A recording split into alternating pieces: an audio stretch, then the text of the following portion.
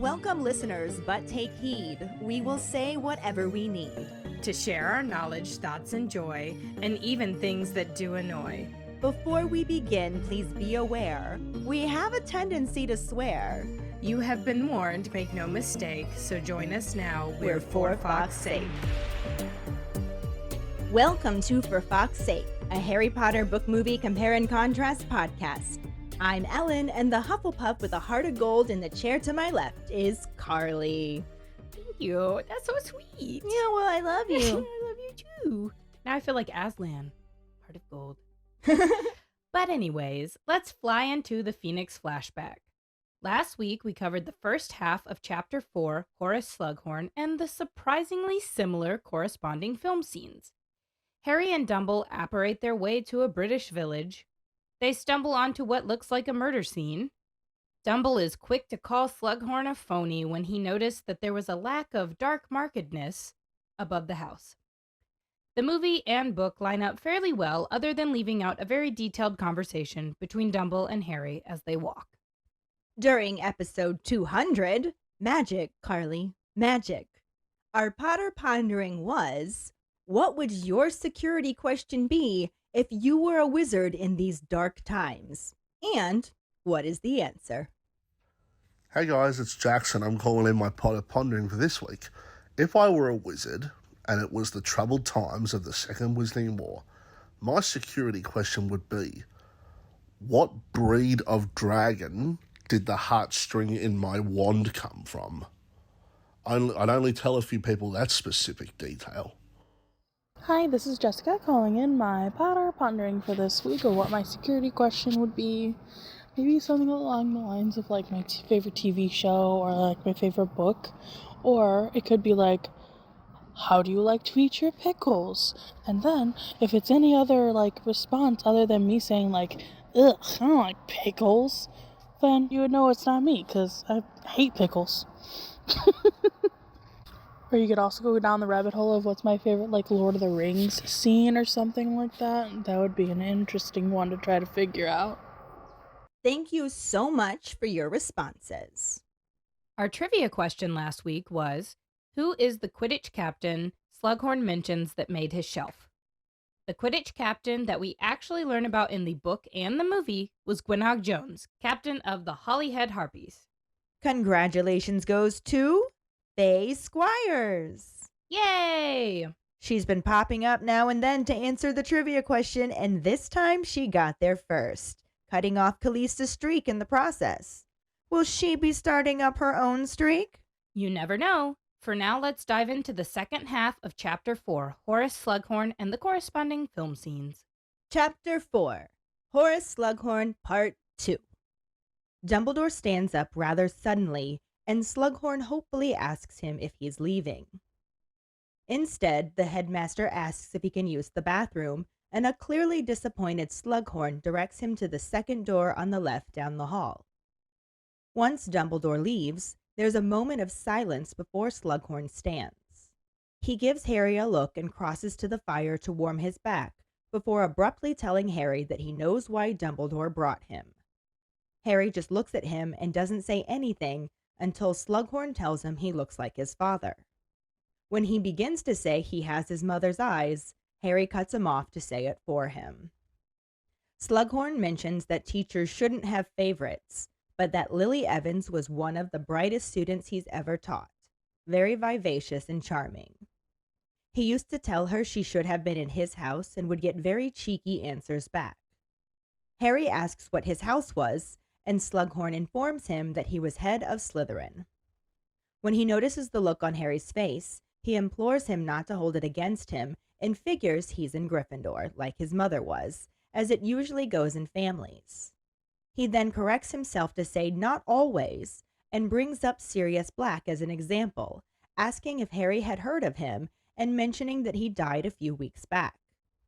This causes a pain in Harry's stomach, but Slughorn just continues talking about how Sirius was a big pal of Harry's father at school and that the whole Black family had been in his house, but Sirius ended up in Gryffindor. He calls it a shame since he was a talented boy and says he got his brother Regulus when he came along, but he would have liked the set. Sounding like an enthusiastic collector, he continues down memory lane, talking about how shocked he was when he found out Lily was Muggle-born. Harry informs him that one of his best friends is Muggle-born, and she's the best in his year. Slughorn comments on how funny it is that that happens sometimes, and Harry replies with a cold, "Not really." Slughorn is surprised and tells Harry that he mustn't think he's prejudiced. He just said his mother was one of his favorite students, as was Dirk Cresswell the year after her, also Muggle-born, and now the head of the Goblin Liaison Office. He says he still gets excellent inside information on the goings-on at Gringotts and smiles as he gestures at a collection of photographs displayed in frames on a dresser, saying they're all ex-students, all signed. He points out Barnabas Cuff, editor of the Daily Prophet, who is always interested to hear his take on the day's news, Ambrosius Flume of Honeydukes, who sends him a hamper every birthday, and Gwenog Jones, captain of the Holyhead Harpies, who gives him free tickets whenever he wants them. Harry asks how they all know where to find him, wondering how the Death Eaters haven't tracked him down yet.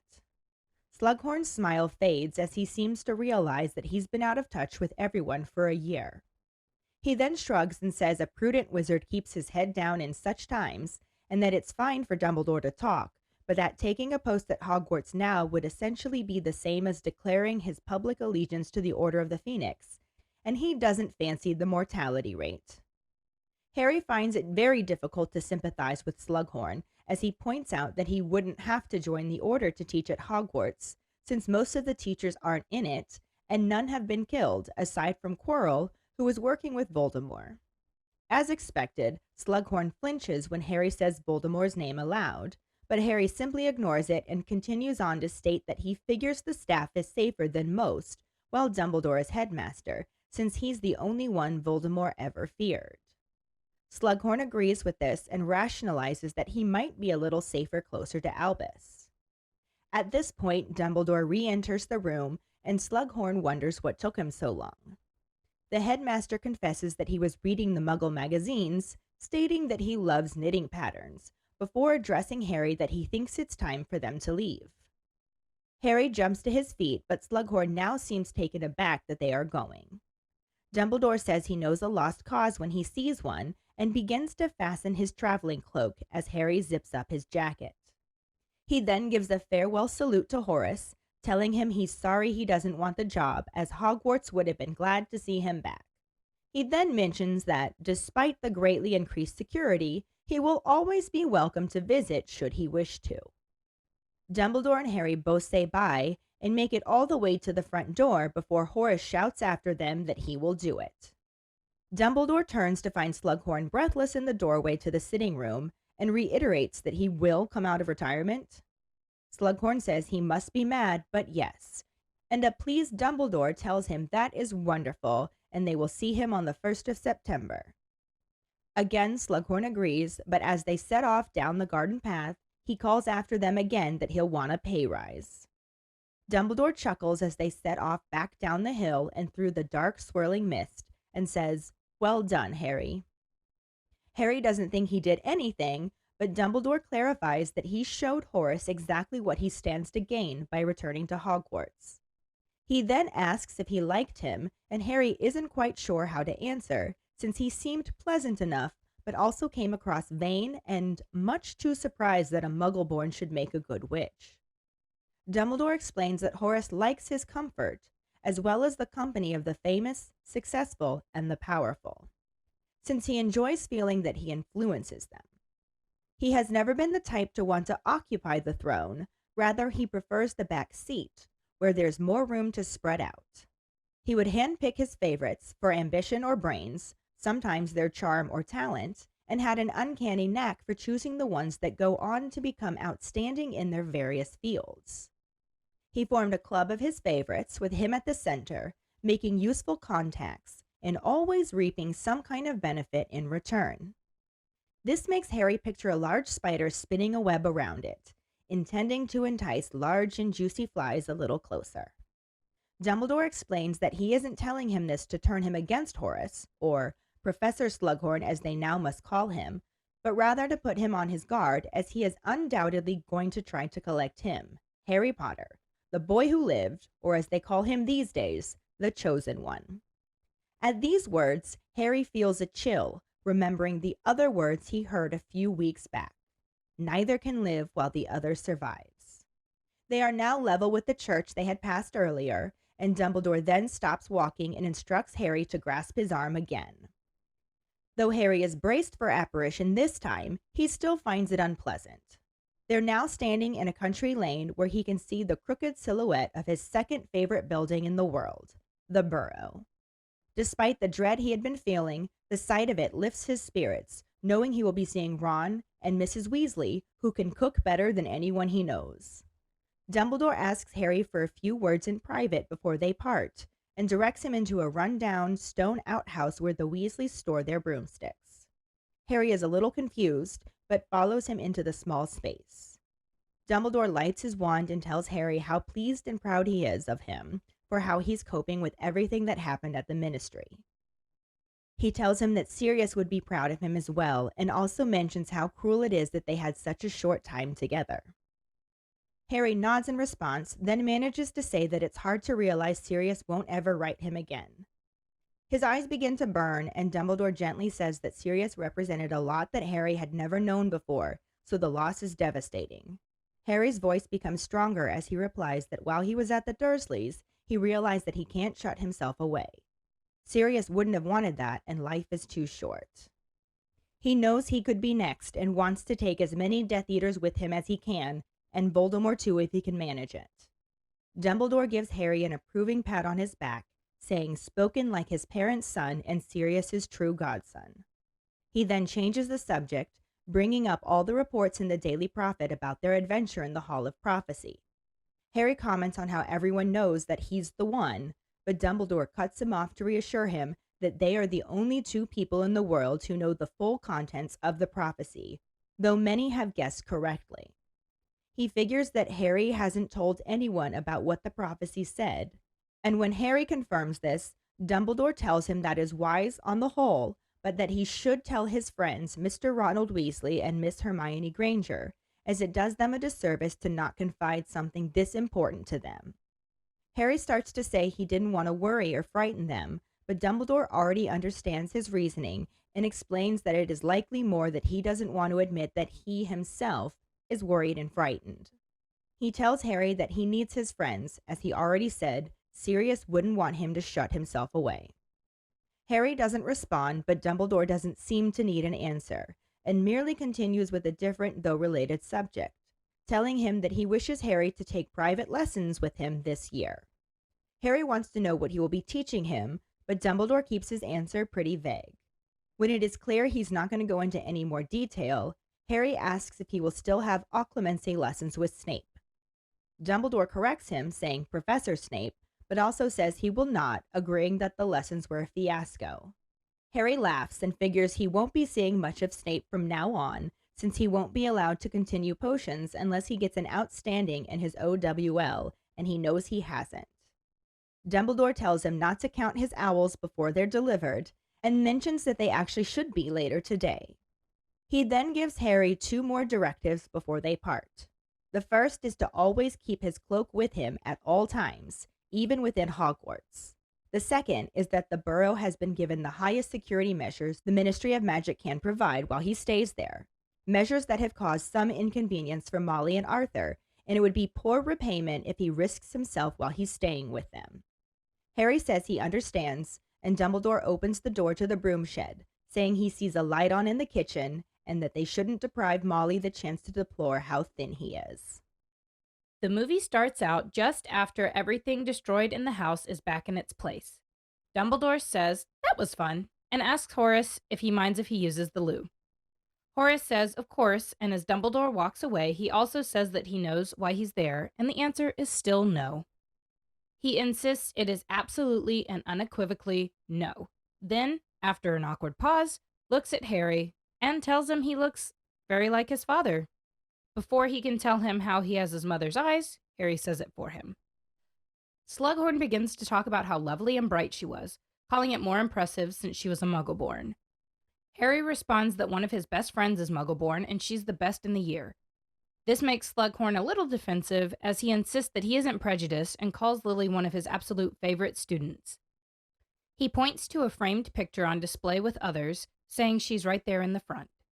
As Harry approaches the images, Slughorn continues to explain that they were all his students and points out some of the more famous ones, like Barnabas Cuff, the editor of the Daily Prophet, and Gwenag Jones, the captain of the Holyhead Harpies. Harry picks up another picture of Slughorn with the Slytherin Quidditch team, and he tells him that it was Regulus Black, saying he no doubt knows his older brother Sirius, who died a few weeks ago. Harry nods as Slughorn talks about teaching the whole Black family except for Sirius, which he thinks is a shame since he was a talented boy. He did teach Regulus when he came along, but he would have liked the set. At this point, Dumbledore returns from the bathroom holding a magazine and asks if he can take it. Harry walks over to stand by his headmaster's side as the old wizard declares that he loves knitting patterns. Slughorn says he can, but is also surprised that they're leaving already. Dumbledore responds that he knows a lost cause when he sees one, calling it regrettable, saying that he would have considered it a great personal triumph if he had consented to return to Hogwarts. He continues in one breath, saying, "Oh well," but also telling Slughorn that he is like his friend Mr. Potter, one of a kind. He says bye and turns to leave. Harry gives Slughorn a little nod and follows after his headmaster, leaving the former teacher standing alone in the house, looking conflicted. The camera cuts to show them leaving the house, but before they can make it all the way up the path to the gate, Slughorn opens the door behind them and calls after them, agreeing to take the job, but insisting he gets Professor Merrythough's old office and a raise, declaring that they live in mad times. Dumbledore nods to him in agreement, then quietly tells Harry that they are indeed. As they continue walking from the house, Harry asks Dumbledore what that was all about. Dumbledore tells Harry that he is talented, famous, and powerful, which is everything Professor Slughorn values, so he will try to collect him. He would be his crowning jewel, and that is why he is returning to Hogwarts, which Dumbledore says is crucial. They then pause on the street, and Dumbledore mentions the very pretty girl he took him away from, saying he fears he may have stolen a wondrous night from him. Harry tells him it's all right and says he'll go back tomorrow and make up some excuse, but Dumbledore informs him that he won't be returning to Little Whinging tonight. Harry asks about Hedwig and his trunk, and Dumbledore mysteriously says both are waiting for him as he holds out his arm for a second time that night. Harry grabs his arm and they twist into nothing away from the town. So Dumble and Sluggy just throw some shit back together really quickly. Well, it's really just Dumbledore in the movie. It is, yeah, because Slughorn's just standing there like, sure, all right. Okay. But no, in the book, they specifically mentioned that the two of them do that identical wand wave. And in the movie, it's just Dumbledore like, shall I clear up for you? He's just being like extra nice. I'll clean up for you. It's fine. You don't have to I got wave your this. wand. Relax, dude. Just relax. You're looking for a quiet life. Come to Hogwarts. You know, I get that Hogwarts would probably be safer for him in general. I guess I also kind of get why he doesn't want to go.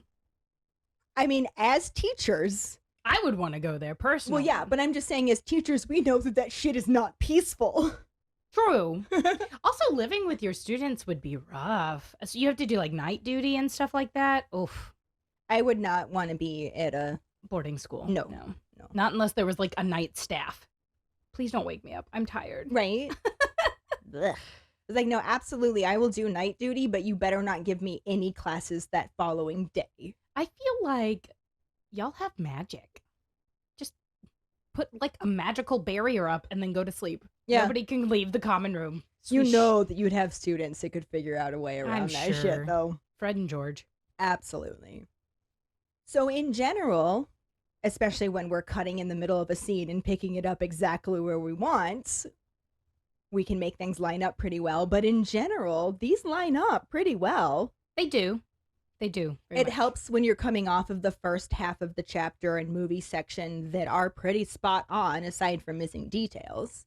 So this one picks up at the same. In the book, though, a teeny bit different than how they did it in the movie. Dumbledore just stands up rather suddenly without saying anything because they're sitting down for drinks in the book. And Slughorn's like, "Oh, are you leaving?" And he's hopeful that this is happening, which I feel like is a little different than how the movie had it. Yeah, he's not like so excited for Dumbledore to leave. He's actually pretty pleasant that Yeah. Dumbledore's there. Like, he's like, no, I'm absolutely not returning, but I'll hang out with you. We're friends, right? That's cool. No, in the book, he's like, oh, yeah, you're leaving? Good, good. And Dumbledore just says, actually, I was hoping I could use the bathroom. And a clearly disappointed Slughorn's like, second door on the left, down the hall. I love that Dumbledore's just like, yo, I gotta pee. And Slughorn's like, I'm not doing that. I'm not going back. It is, again, a similar kind of moment because Slughorn has already told, I know why you're here. It's not happening. I think that Jim Broadbent does a really good job of making Slughorn almost awkward. Yeah, I would agree with that. I didn't really ever read Slughorn as awkward. Like, he seemed very confident in himself, but I like the awkwardness.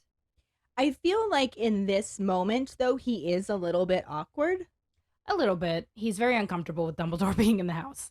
And out of practice for interacting with his famous people. At this point, it's been a year. So when Dumbledore leaves, this is like that moment of awkwardness where he's just sitting there in silence with Harry. I think it's different awkwardness. I don't think it's famous people awkwardness. I think it's... Well, I just mean that he's forgotten how to collect them in this moment. Well, that's true. But I think it's more he feels a little bit responsible. Yeah, that could be there too. Because he's the one who told him how to do it. He's still in pretty strong denial of that at this point. I think he is on the surface, but underneath he knows. And I also think it's probably hard for him to be around Harry because he does look so much like Lily with his eyes. Yes.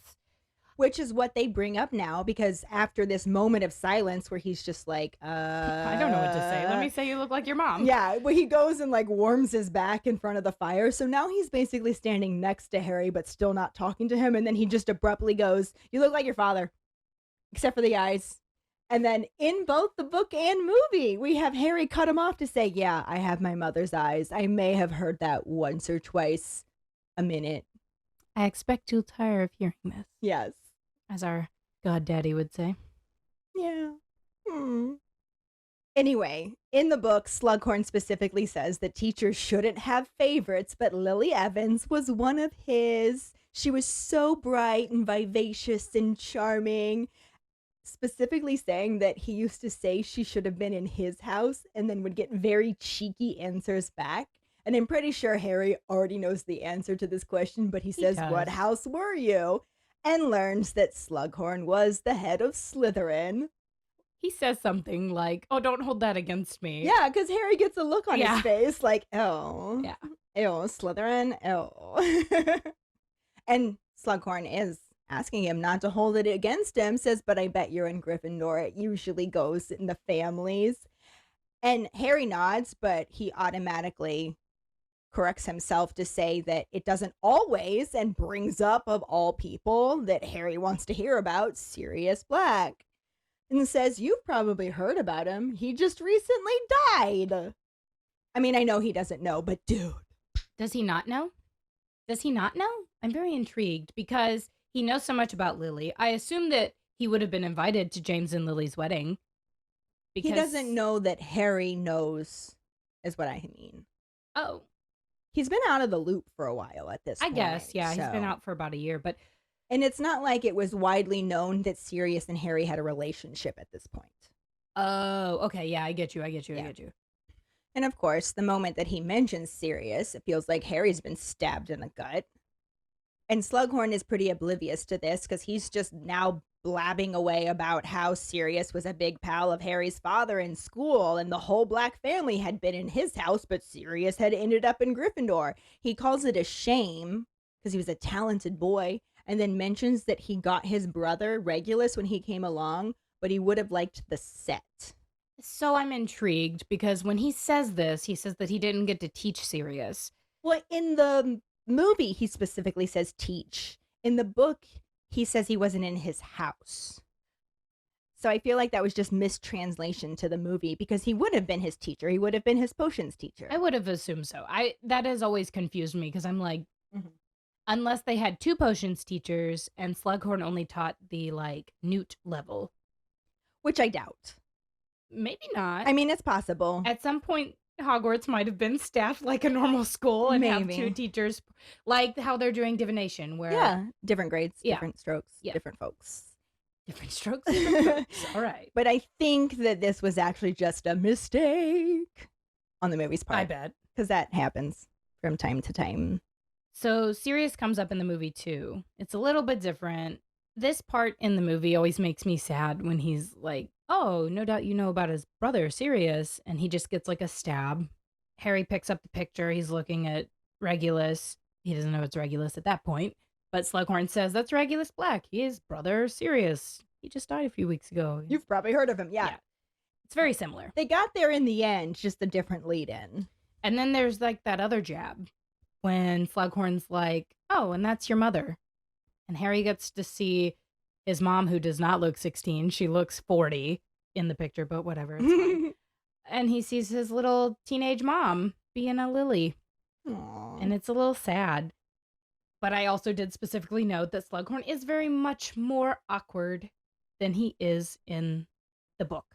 I feel like he's a little more confident. He gets really excited when he's talking about his collections. Yeah. The book specifically describes him as sounding like an enthusiastic collector who lost out on a bid.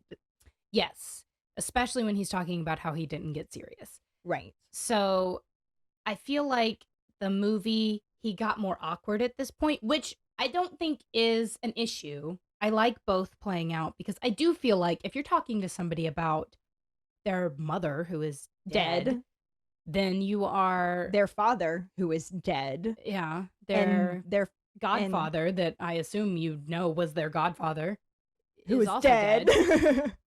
You know, I feel like at that point it would be a little awkward. Yeah. And I do feel like that's a good playoff. But I also did like it in the book where he got like excited and he was like, yes, this is, look at all these people I know. I've collected them. I'm so popular. I'm so awesome. Look at me. Look at me. And that's exactly what he goes into in the book in this moment.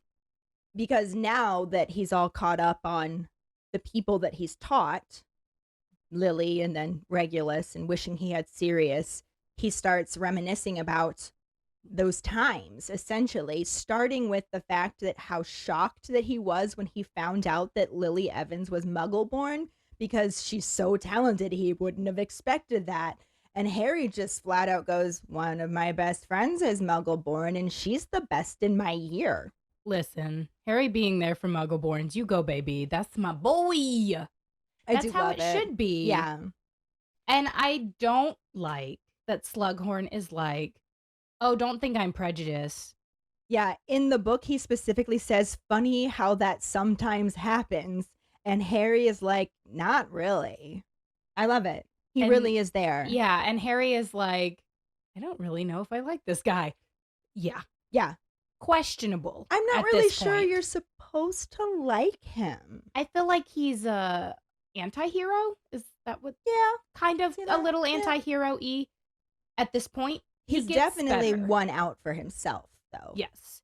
I see the Slytherin in him. He's definitely there for himself. Yeah. And that's definitely the biggest thing. He is ambitious for himself. Absolutely. And the way that he describes this, and then the way Dumbledore describes him towards the end of this chapter, really shows just how much he's out for himself. But I think this is how in the book it gets awkward, because Harry's being pretty cold to him. He gives a very cold, not really. And Yeah. that's when Slughorn's like, oh no, you mustn't think I'm prejudiced. I just said that your mother is one of my favorite students.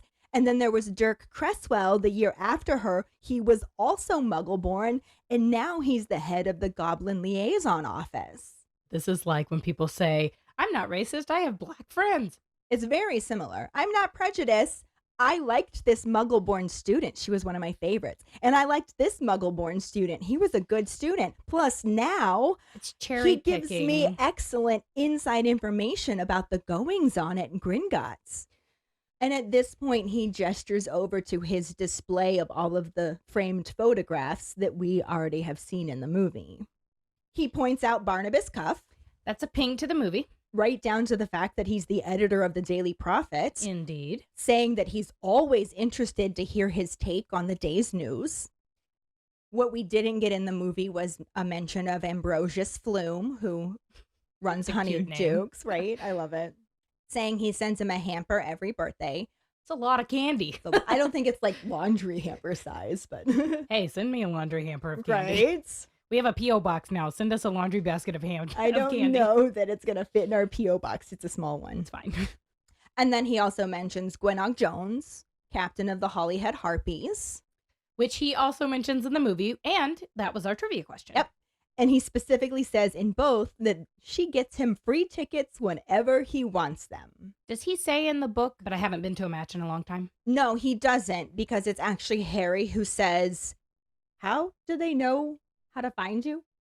Like, all of these people can still get this stuff to you? Yeah. Like, and inwardly he's wondering how the Death Eaters haven't been able to track him down yet, if he's getting like hampers of candy and free tickets to Quidditch games and able to send letters into Daily Prophet and stuff like that. And Slughorn has this moment now where it clicks for him that he's been out of touch with everybody for about a year while, now. yeah. And then he kind of shrugs it off and says, but a prudent wizard keeps his head down in such times. That's the most Slytherin statement I've ever heard. Yeah, that's pretty Slytherin. He says something about how it's all fine and dandy for Dumbledore to talk, but taking a post at Hogwarts now would basically be the same thing as declaring a public allegiance to the Order of the Phoenix, and he doesn't much fancy their mortality rate. And let's face it, a lot of Phoenix members have died. I like that Harry specifically says you don't have to join the order if you teach at Hogwarts. Which Right. is true, because there are teachers there that are not part of Most the of order. them aren't. Yeah. It's really just McGonagall and Snape who are. Flitwick. They don't ever specifically mention Flitwick, let me say that. But I do think that he is part of it. And I also think Hagrid. Hagrid and Sprout as well. Probably. The only ones they've been like super definite about. Were McGonagall and Snape. Yeah. The and two then main Hagrid, ones. I'm sure. And Hagrid, yeah. Harry also finds it very difficult to sympathize with Slughorn in this moment. Like, oh, too. poor you. You don't get all your free shit because you're on the run. He's a bitch for free shit. And this is when he says that you don't have to join the order to teach at Hogwarts because most of the teachers aren't in it. And on top of that, none of the teachers have been killed with the exception of Quirrell. But he was working with Voldemort, so he kind of deserved it. I like that in the book he says, or he's thinking, I bet he's that kind of person that flinches at Voldemort's name. And then it happens. Yeah, sure enough, he not only flinches, he gives like a little squawk, which Harry just ignores, and also mentions that he figures that the staff is safer than most people with Dumbledore being the headmaster, because he's the only one that Voldemort was said to have ever feared. Slughorn does actually agree with this, and it kind of sends him down the path of now rationalizing going back to Hogwarts. Yeah. And he's just like, well, you know, it might be a little safer to be closer to Albus because it's not like I've joined the Murder Munchers. And at this point, that's basically me declaring that I'm against them because I haven't joined them. And Just having a whole conversation by himself. Like out loud, though, he's saying all of this. And then Dumbledore comes back from the bathroom, which makes Slughorn wonder what took him so long. Upset stomach. Right. That's what he says in the movie, right? And it's Upset essentially stomach? the same. Yeah. He asks him if he was having stomach issues, and Dumbledore just says, no, I was just reading the Muggle magazines. I do So love cute. knitting patterns. And that was actually one of our trivia questions from our recent trivia night. Oh, yeah. Is we did a category that was book or movie or both. And I don't know if it's going to come out before this episode actually posts or around the same time, but we are going to be sharing the recording of us reading all of the questions. So you can just kind of listen to them and do the trivia questions on your own. Mostly this for the patrons, but since it's something that was public anyway, we're going to eventually share that to YouTube as well. But I'll give you one of the questions ahead of time. In book or movie or both, it was Dumbledore declares his love for knitting patterns, Yep. which was both. Have you seen the little cartoon of him sitting in a chair and knitting and Fawkes is sitting on his shoulder? It's so cute. I have to find have, it. yeah, I It's love very that cute. one. In this moment, he also specifically tells Harry that he thinks it's time for them to leave. Dumbledore coming from the bathroom and being like, yo, I'm stealing this Muggle magazine. It's just my face. Like, I'm going to take this. And I then do love knitting patterns. He does love some knitting patterns, but he dips saying that he knows that Sluggy's not going to return. Basically playing him, which is the most Dumbledore thing. Oh, yeah, to this do. is where he gets a little bit manipulative. Now he's calling his bluff. Yeah, he's like, haha, peace, we'll go. Peace out, yo, Albus Dumbledore. Right? And it's a minor change. I just thought it was interesting that in the book, Dumbledore was specifically like, all right, Harry, let's go. And in the movie, when Dumbledore comes back, Harry just immediately goes and walks over by him before he says anything. He's uncomfortable. Yeah. Dan's like, I need to get out of this scene. Right? But in response to Dumbledore telling him it's time to leave, he jumps up and moves over to him. And now Slughorn has gone from, oh, are you leaving, to, oh, are you leaving already? Yeah.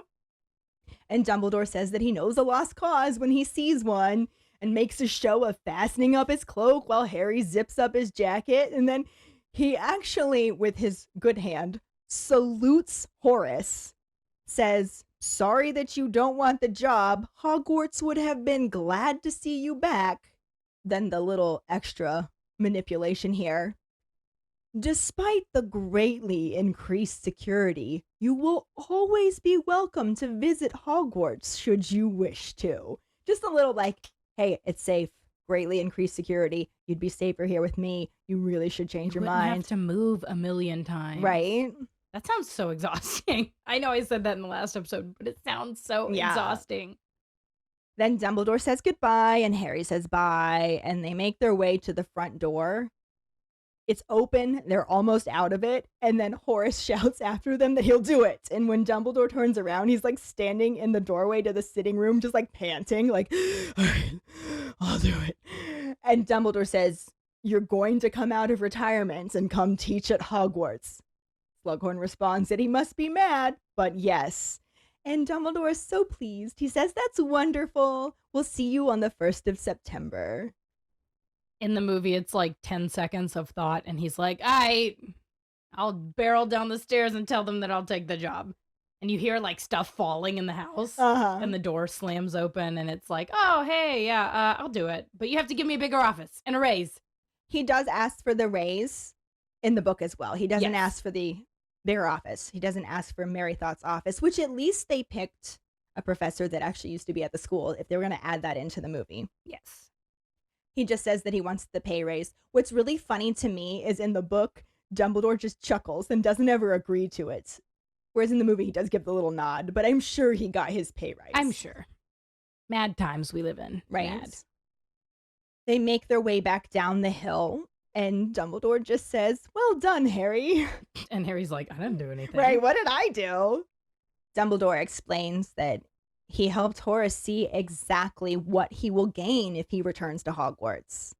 More famous people to mooch off of. Yeah, and security, less moving. I will say, I do think it's nice as a teacher to see those people that you have helped grow up, you taught, you took them under your wing, you helped teach them. It's nice that he still has those people that they want to contact him. Yeah. They feel like he gave them a leg up. Does it suck for people like Arthur that he didn't notice? Yes. Yes. But as a teacher, I can't imagine a student coming back to me 20 years after I taught them and being like, I loved you so much. You gave me so much support. You're the reason that I'm doing what I'm doing, blah, blah, blah, blah, blah, blah, blah. Yeah. That is so nice as a teacher. I have been teaching at the same school for 7 years now. And there's a family that the youngest one is still there. He's in 7th grade now. But the 2 older sisters are a junior and senior in high school. But those 2 especially were just artists. And I got them both into the Cleveland School of the Arts. And the one is a senior now looking to go to Kent to study architecture. Oh, I love that. And the other one is a junior but majoring there in photography and wants to continue on with that. And I'm just like, they always come back to see me. And like when they have days that the high schoolers don't have class, they'll come and help in my classroom. Oh, that's and so it nice. really is just amazing to have those relationships with students that you've known for 7 years and are watching them grow up and feel like I gave them some of that. Yeah, and I think that it's nice that Slughorn keeps these students close to his heart. Yeah. Even though it's a little manipulative. As we hear from Dumbledore right now, because he asks if Harry liked him. And Harry is not even really sure how to respond. He thinks that he was pleasant, which he was He in was both the polite. book and the movie. He also thought that he came across kind of vain and way too Well. surprised that a Muggle-born would make a good witch. Yes. We all agree with you, Harry. Yikes. Yeah. At this point, Dumbledore explains that Horace is one to like his comfort, which we should have already inferred by him saying he wants his creature comforts, Hi, Hufflepuff. and that he also wants the company of famous, successful, and powerful people. I think it's interesting they add powerful in there. Because Voldemort is that. Yeah. Did Voldemort ever make the shelf, sir? He absolutely did. Oh, yeah, definitely. Tom was on that shelf for a while. Yeah. I would be surprised if there isn't still a picture of him somewhere in his trunk. It's a little hidden. Yeah. But can you imagine that? Being able to tell your students that you taught this extremely powerful wizard. Granted, it's like Ollivander, what Ollivander said. He did terrible things, did great things. Great But as in big, terrible. but terrible. Mm-hmm. So I think that he does keep that somewhere hidden. I kind of wonder when he would have taken that picture down.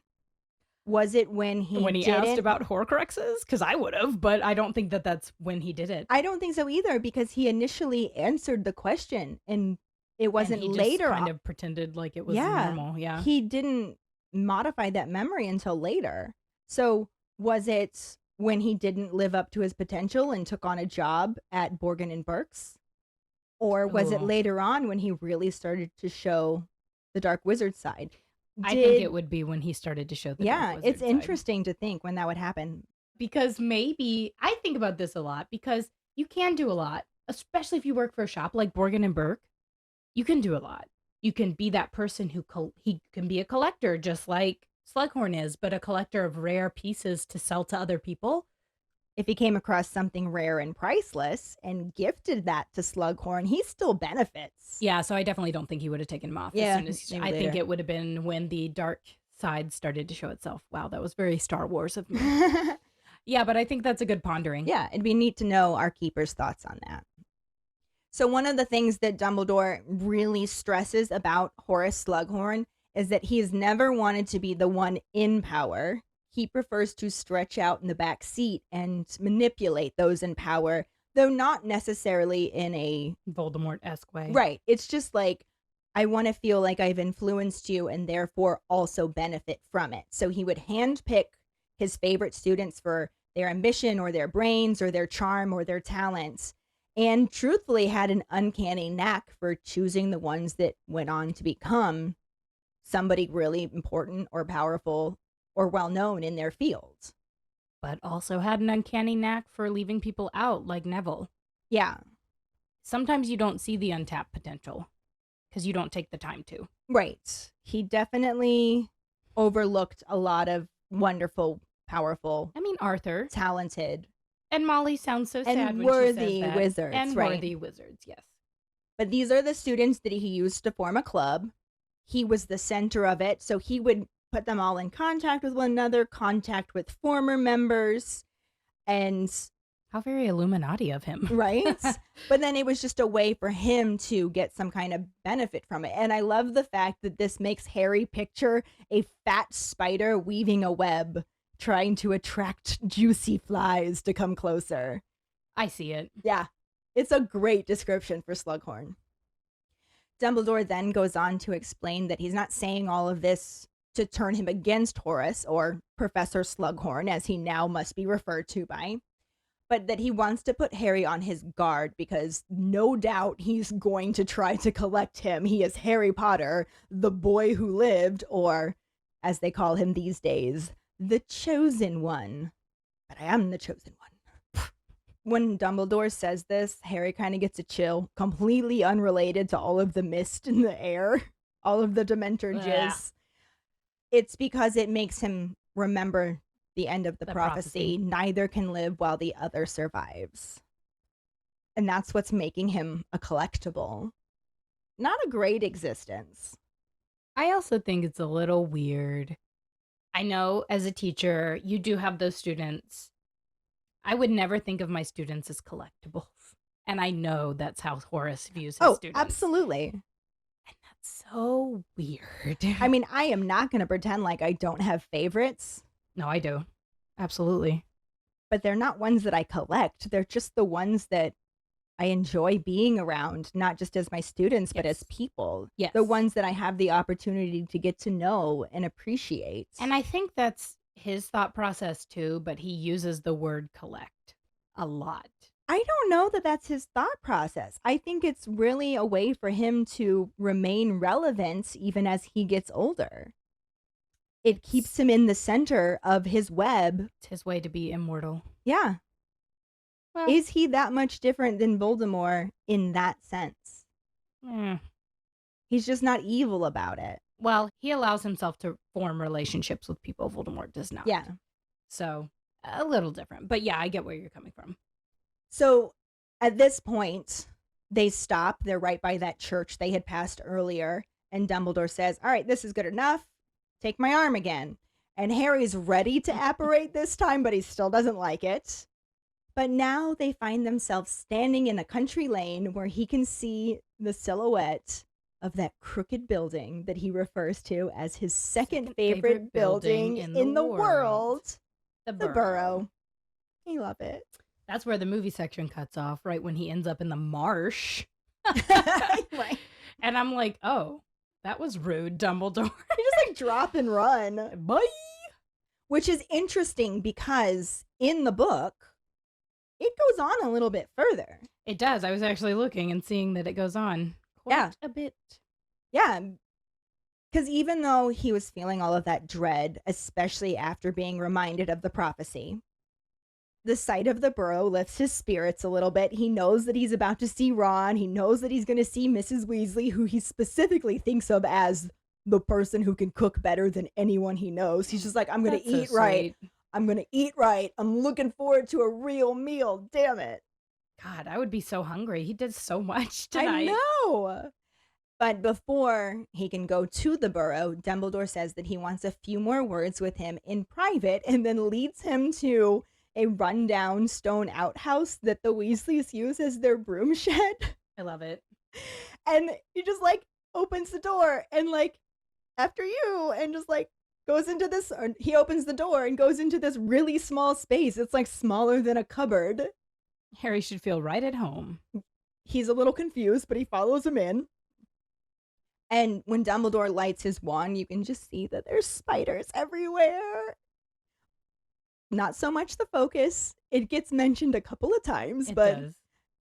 Dumbledore tells Harry that he's really pleased and proud of how he's been handling everything. I don't think that we should be, because he's not dealing with anything, if we're being honest. I mean, in this moment, what he says shows that he's inwardly coping in some ways, because Dumbledore tells him that he thinks Sirius would also be proud, and then mentions how cruel it is that they had such a short time together, like it should have been a long and happy relationship that got cut short. That's a ping back to the third movie. Yeah. And Harry can only nod in response at first, but then manages to say how hard it is to realize that Sirius won't ever write him again. I hate this moment, if I'm being honest, because Harry's forgetting about Remus. I know that he's not the same as Sirius, but he's just like, now I don't have a parent figure. But you do. Yeah, I don't know that that's what he's thinking. Well, he specifically says that he's thinking that at one point, and I'm like, do you not? Like, you still have Remus, who knew your parents, he loved your parents, he had such a good relationship with your parents, and Hagrid, who loves you and cares about you. Yeah, he gets a little pissed off in this book, but Harry frequently forgets that there are so many people in his life. Right. I don't know that I feel like he's forgetting them so much as he is grieving. That's true. And it's only been a tunnel few vision, weeks. yeah. So I don't think he means to forget that he has these other people that love but him and he are there frequently for them. But he is very caught up He in is very tunnel vision right now. You're right. the fact that he just lost really truthfully the closest thing he had to a parental figure that he felt comfortable going to. Yeah. Because even though he does have a good bond with Hagrid and Remus, they are still his teachers or were his teachers. And I guess Remus that's has been true. absent a lot because of being on the werewolf missions for the Order. He's underground, quite Yes. literally. So he doesn't have the same level that he did with Sirius. Like, he That's thought he was fair. going to go live with Sirius, and then that got shot down. Can you imagine? Harry should have been like, Remus, let's go live together because you have no fucking money. Let's go live together. I don't know if Remus would have agreed to that because he'd be worried he'd be putting him in danger. We'll figure it out. We can build a Harry Right? has so much money. We I can know, build right? a house. It's fine. But this moment, like, when I was reading this to make the summary, my eyes started to burn. And, like, I was like, oh, and It's Harry's hard. eyes start to burn.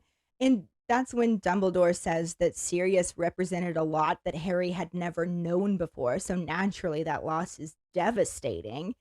And in this moment, despite being about to cry, Harry's voice becomes a little bit stronger, and he says that while he was at the Dursleys, he realized that he can't shut himself away, that Sirius wouldn't have wanted that, and in general, life is too short, especially with the deaths of Emmeline Vance and Amelia Bones. He knows that it's possible he could be next, and he just thinks that he wants to take as many murder munchers with him, and Voldemort too, if he can manage it. Spoken like your mother and father. And that's basically what Dumbledore says. Like, you are truly James and Lily's son, and Sirius's godson. He said, I take my hat off to you. I know. Or I thought you were going to say that if I weren't wouldn't afraid shower of you. showering you with spiders. Yes, it's a good line. Yeah, I just love it so much. But then he changes the subject, As you do. bringing up all of the reports in the Daily Prophet about the adventure that they had in the Hall of Prophecy. And Harry says something about how now everyone knows that he's the one. And Dumbledore says,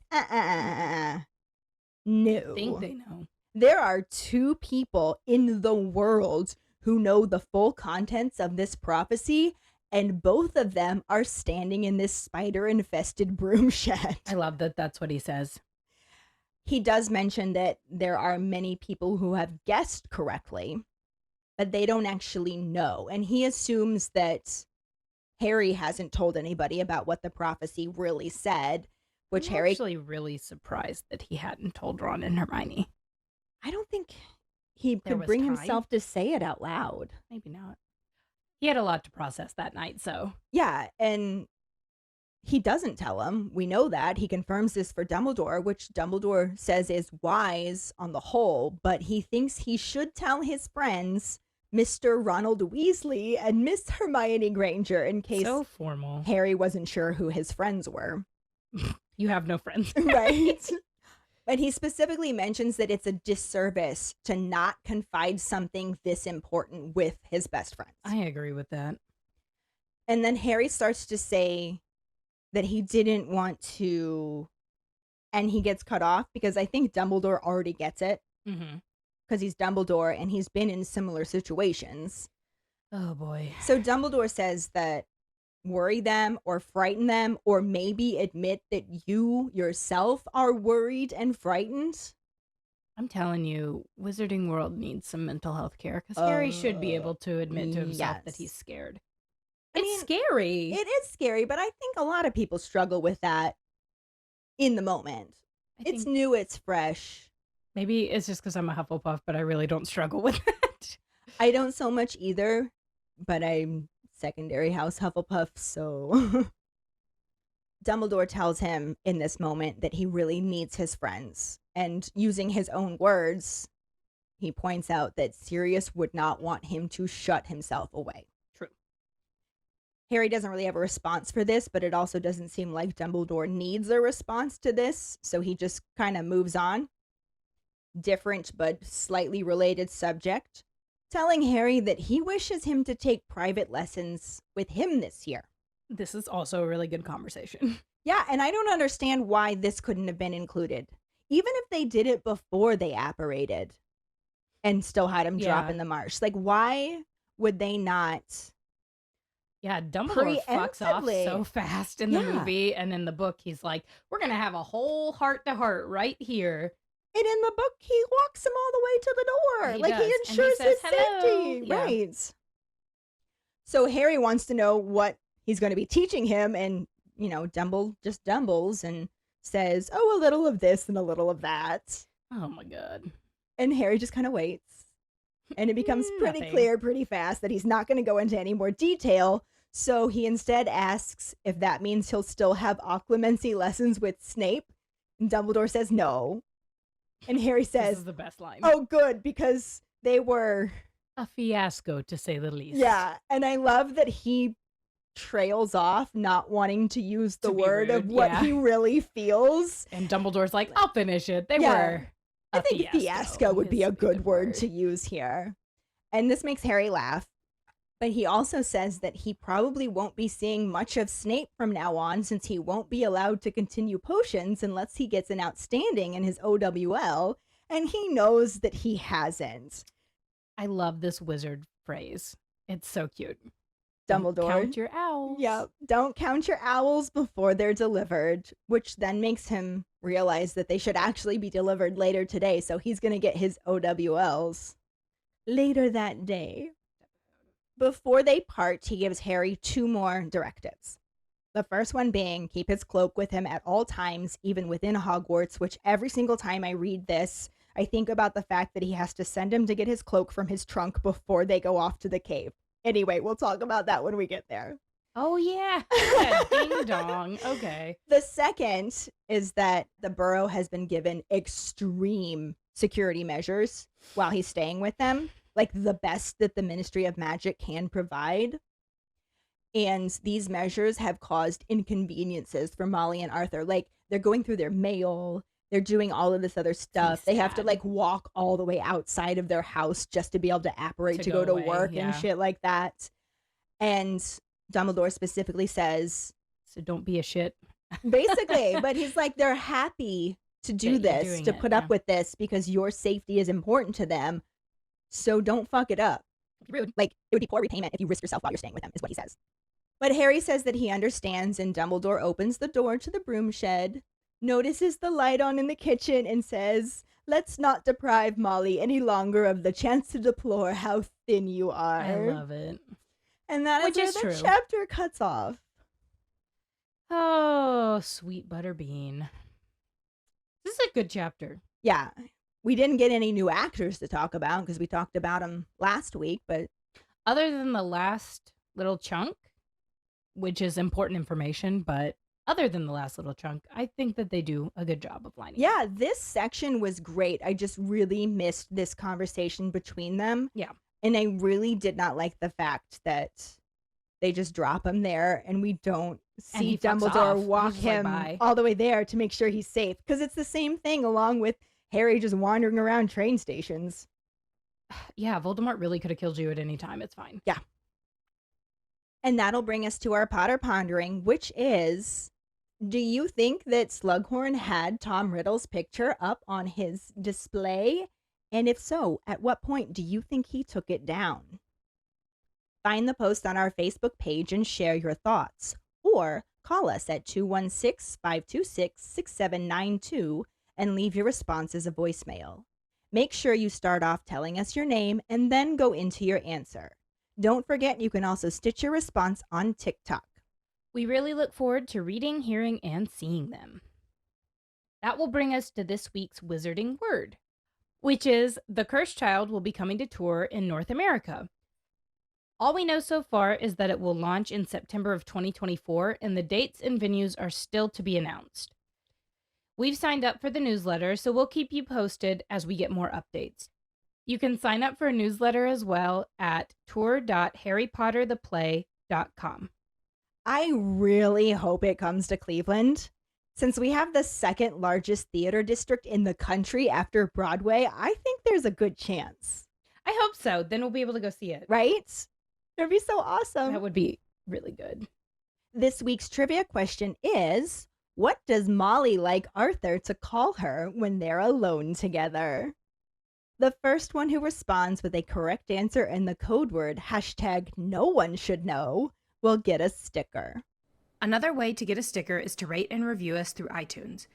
If you don't have an Apple account, then you can write us a recommendation on our Facebook page. Make sure to email us at fawkesakepod@gmail.com and let us know you did, and we'll get back to you to figure out which sticker you want and where to send it. Don't forget to find us and follow us on Facebook, Instagram, Threads, and TikTok at Fawkesakepod. Following us on Podbean at Fawkesakepod will get you the episode as early as possible and give you a leg up in answering the trivia question. You can also go to our website at forfawkesakepodcast.com to check out our For Fawkes Sake and Harry Potter related merchandise for sale. Don't forget to subscribe to our YouTube channel, where we post our weekly podcast episodes, cooking show episodes, vlogs, bloopers, and other random videos. If you would like to become a patron, you can find us on Patreon at Fawkesakepod. Patronage starts at $2 and will get you some awesome perks like For Fawkes Sake swag, access to our Discord channel, chats, and more. Check out our page for the details. Any support you can give is greatly appreciated. And join us next week when we talk about the first half of Chapter 5, an excess of phlegm and the barely corresponding film scenes. Thanks for listening. Hope you hear us again. I'm Karlee. I'm Ellen, and we are For Fawkes Sake.